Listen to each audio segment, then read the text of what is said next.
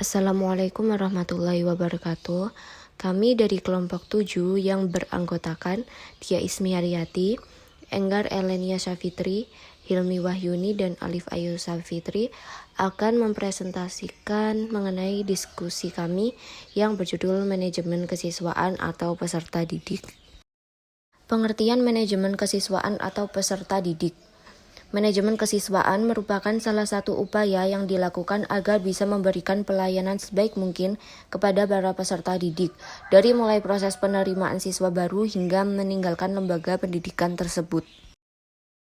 Tujuan manajemen kesiswaan yaitu mengatur segala macam kegiatan para peserta didik agar kegiatan yang dilakukan bisa menunjang proses pembelajaran yang ada di dalam lembaga pendidikan, sehingga bisa berjalan sebagaimana mestinya. Perencanaan peserta didik. Kegiatan perencanaan peserta didik mencakup sensus sekolah dan penentuan jumlah siswa yang diterima. Sensus sekolah adalah pendataan anak-anak usia sekolah yang diperkirakan akan masuk sekolah. Sensus sekolah akan mempengaruhi penetapan penentuan jumlah siswa yang diterima. Untuk yang keempat yaitu penerimaan peserta didik baru. Pengelolaan penerimaan siswa baru harus dilakukan sedemikian rupa, sehingga kegiatan mengajar belajar sudah dapat dilakukan pada hari pertama setiap tahun ajaran baru. Dalam penerimaan siswa baru terdapat beberapa kegiatan yang dilakukan, seperti penetapan persyaratan siswa yang akan diterima, pembentukan panitia penerimaan siswa baru, dan orientasi siswa baru. Untuk yang pertama kita bahas yaitu penetapan persyaratan siswa yang akan diterima. Nah, setiap sekolah berbeda dalam menetapkan persyaratan calon siswa yang akan diterima. Pada umumnya, persyaratan itu menyangkut aspek umur, kesehatan, kemampuan hasil belajar, dan persyaratan administrasi lainnya. Kewajiban kepala sekolah untuk aktif mencari informasi baru tentang ketentuan-ketentuan tersebut. Persyaratan untuk masuk SMA adalah sebagai berikut. Salinan surat tanda tamat belajar atau STTB yang disahkan, salinan rapot kelas tertinggi, surat keterangan kelahiran, surat keterangan kesehatan, surat keterangan kelakuan baik, mengisi formulir pendaftaran, dan pas foto ukuran 3x4 atau 4x6. Dan juga membayar biaya pendaftaran. Adapun persyaratan yang telah ditentukan hendaknya dapat dikomunikasikan kepada masyarakat luas beberapa hari sebelum waktu pendaftaran dimulai. Yang kelima yaitu pengelompokan siswa. Pengelompokan siswa dilakukan terutama bagi siswa yang baru diterima dalam kegiatan penerimaan siswa baru. Tujuannya agar program kegiatan belajar bisa berlangsung dengan sebaik-baiknya. Macam-macam pengelompokan siswa diantaranya yaitu sebagai berikut. Yang pertama, pengelompokan dalam kelas-kelas. Agar proses belajar mengajar berjalan dengan baik, maka siswa dalam jumlah besar perlu dibagi-bagi dalam kelompok yang lebih kecil yang disebut kelas. Banyaknya kelas disesuaikan dengan jumlah murid yang diterima, sedangkan jumlah murid untuk setiap kelas atau class size berbeda untuk setiap tingkat dan jenis sekolah. Yang kedua, yaitu pengelompokan berdasarkan bidang studi.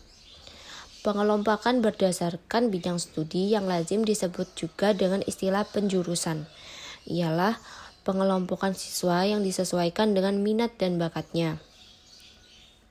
Yang ketiga, yaitu pengelompokan berdasarkan spesialisasi. Pengelompokan berdasarkan spesialisasi hanya terdapat di sekolah-sekolah kejuruan. Pada hakikatnya, penjurusan sama dengan pengelompokan berdasarkan bidang studi, namun lebih menjurus ke arah yang lebih khusus. Yang keempat yaitu pengelompokan dalam sistem kredit.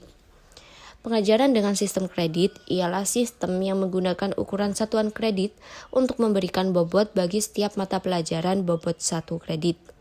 Lengkapnya, satu satuan kredit semester 1 atau SKS, pengajaran dengan sistem kredit bisa dilaksanakan dengan 2 cara, yaitu sistem kredit dengan sistem paket dan sistem kredit dengan sistem pilihan. Sistem kredit yang dilaksanakan di SMA dewasa ini ialah sistem kredit dengan sistem paket di perguruan tinggi. Dilaksanakan sistem kredit dengan sistem paket dan pilihan. Yang kelima, yaitu pengelompokan berdasarkan kemampuan. Pengelompokan ini berdasarkan atas kemampuan siswa, di mana siswa yang pandai dikumpulkan dalam kelompok siswa yang pandai, dan siswa yang kurang pandai berada dalam kelompok kurang pandai atau lambat. Yang keenam, pengelompokan berdasarkan minat. Pengelompokan berdasarkan minat banyak dilaksanakan dalam kegiatan-kegiatan ekstrakurikuler. Oleh karena itu, kegiatan-kegiatan ekstrakurikuler cukup banyak jenisnya.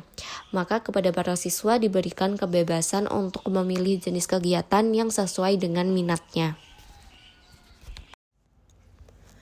Yang keenam, pencatatan kehadiran atau ketidakhadiran. Beberapa alat yang digunakan dalam pencatatan kehadiran atau ketidakhadiran siswa diantaranya adalah 1. Papan absensi harian siswa atau per kelas dan per sekolah. Yang kedua, buku absensi harian siswa. Yang ketiga, rekapitulasi absensi siswa. Dalam rangka pembinaan siswa, perlu juga pencatatan dalam kelas. Pencatatan itu dapat berupa grafik prestasi belajar, daftar siswa di kelas, dan daftar kegiatan siswa. Pencatatan dan pelaporan tentang peserta didik di sebuah lembaga pendidikan atau sekolah sangat diperlukan. Kegiatan pencatatan dan pelaporan ini dimulai sejak peserta didik itu diterima di sekolah tersebut sampai mereka tamat atau meninggalkan sekolah tersebut. Sedangkan pelaporan dilakukan sebagai wujud tanggung jawab lembaga agar pihak-pihak terkait dapat mengetahui perkembangan peserta didik di lembaga tersebut. Untuk melakukan pencatatan dan pelaporan, diperlukan peralatan dan perlengkapan yang dapat mempermudah. Peralatan dan perlengkapan tersebut biasanya berupa yang pertama buku induk siswa, yang kedua buku klaper, yang ketiga daftar presensi, yang keempat daftar mutasi peserta didik, yang kelima buku catatan pribadi peserta didik, yang keenam daftar nilai, yang ketujuh buku ledger, yang kedelapan buku raport. Materi selanjutnya mengenai mutasi dan dropout. Mutasi adalah hak setiap siswa. Oleh karena itu, sekolah harus bisa memberikan kesempatan kepada siswanya yang menggunakan haknya. Mutasi harus dilakukan melalui prosedur tertentu dan dicatat oleh kedua sekolah, sekolah asal dan sekolah tujuan. Sedangkan dropout adalah keluar dari sekolah sebelum waktunya atau sebelum lulus. Dropout demikian ini perlu dicegah karena menyebabkan terjadinya pemborosan biaya. Materi berikutnya tentang sistem tingkat dan non-tingkat. Sistem tingkat merupakan suatu bentuk layanan terhadap peserta didik yang sedang mengoptimalkan potensi yang dimiliki dalam bentuk suatu penghargaan kepada peserta didik setelah mereka memenuhi kriteria, persyaratan, dan waktu tertentu dalam bentuk kenaikan satu tingkat ke tingkat berikutnya yang lebih tinggi. Sistem tingkat dapat memacu peserta didik untuk lebih meningkatkan prestasi. Namun, sistem ini kurang menimbulkan adanya kompetisi di antara peserta didik, sehingga mereka tidak begitu berpartisipasi dalam berkompetisi. Sistem non-tingkat muncul akibat ketidakpuasan terhadap adanya sistem tingkat. Sistem ini didasari atas pandangan psikologis. Mereka berpendapat bahwa meskipun peserta didik dalam kondisi yang sama, tetapi dalam realitasnya mereka tidak sama persis. Dengan sistem non-tingkat, peserta didik diharapkan dapat berkembang seoptimal mungkin menurut kemampuan perkembangan masing-masing individu. Namun, peserta didik yang sedari dini banyak memacu prestasi secara individual akan menimbulkan dampak negatif, yaitu kurang mampu untuk bersosialisasi dengan masyarakat sekitar. 9. Layanan khusus. Ada beberapa macam di dalam layanan khusus ini. Yang pertama yaitu layanan bimbingan konseling, berupa bantuan yang diberikan kepada siswa dalam rangka upaya menemukan pribadi, mengenal lingkungan, dan merencanakan masa depan. Bimbingan ini diberikan oleh guru pembimbing.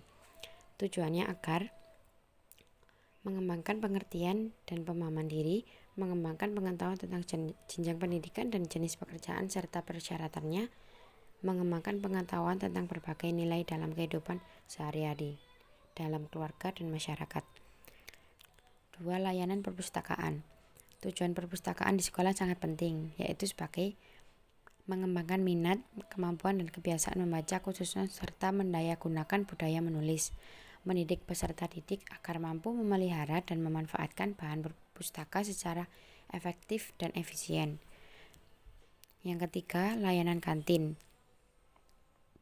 Kantin atau warung sekolah diperlukan adanya di tiap sekolah supaya makanan yang dibeli peserta didik terjamin kebersihannya dan cukup mengandung gizi. Pengelola kantin sebaiknya dipegang oleh orang dalam atau keluarga karyawan sekolah yang bersangkutan agar segala makanan yang dijual di kantin tersebut terjamin dan bermanfaat bagi peserta didik. Yang keempat, layanan kesehatan. Layanan kesehatan di sekolah biasanya dibentuk sebagai sebuah wadah bernama Usaha Kesehatan Sekolah atau UKS. Sasaran utama UKS adalah untuk meningkatkan atau membina kesehatan murid dan lingkungannya. Program UKS ini adalah program yang dibentuk untuk mencapai lingkungan hidup yang sehat, pendidikan sehat, dan pemeliharaan kesehatan di sekolah. Yang kelima, layanan transportasi. Sarana angkutan atau transportasi bagi peserta didik merupakan salah satu penunjang untuk kelancaran proses belajar mengajar. Para peserta didik akan merasa aman dan dapat masuk atau pulang sekolah dengan waktu yang tepat. Yang keenam, layanan asrama. Bagi peserta didik khususnya jenjang pendidikan menengah dan pendidikan tinggi, terutama bagi mereka yang jauh dari orang tuanya, diperlukan adanya asrama. Adanya manfaat asrama bagi peserta didik yaitu tugas sekolah dapat dikerjakan dengan cepat dan sebaik-baiknya, terutama jika terbentuk tugas kelompok. Sikap dan tingkah laku peserta didik dapat diawasi oleh petugas asrama dan para pendidik. Jika di antara peserta didik mempunyai kesulitan, dapat saling membantu. Yang terakhir 10 yaitu ekstrakurikuler dan OSIS. Kegiatan ekstrakurikuler dimaksudkan atau dibentuk untuk mengembangkan pribadi siswa, karena melalui kegiatan ini, walaupun tidak secara langsung menuju kegiatan kurikuler yang berdampak pengajaran, namun ekstrakurikuler berdampak pengiring, yang kemungkinan hasilnya akan berjangka panjang. Tujuan adanya ekstrakurikuler adalah agar siswa dapat memperkaya dan memperluas wawasan pengetahuan, mendorong pembinaan nilai dan sikap demi untuk mengembangkan minat dan bakat siswa. Jenis-jenis kegiatan ekstrakurikuler yang dapat disediakan seperti pramuka, olahraga, dan sebagainya. Organisasi siswa intrasekolah atau OSIS merupakan wadah atau sarana tempat kehidupan siswa di sisi lain, yaitu kehidupan siswa sebagai calon-calon anggota masyarakat. OSIS merupakan satu-satunya wadah organisasi siswa di sekolah untuk mencapai atau sebagai salah satu jalur tercapainya tujuan pembinaan kesiswaan. Sekian presentasi dari kelompok 7. Apabila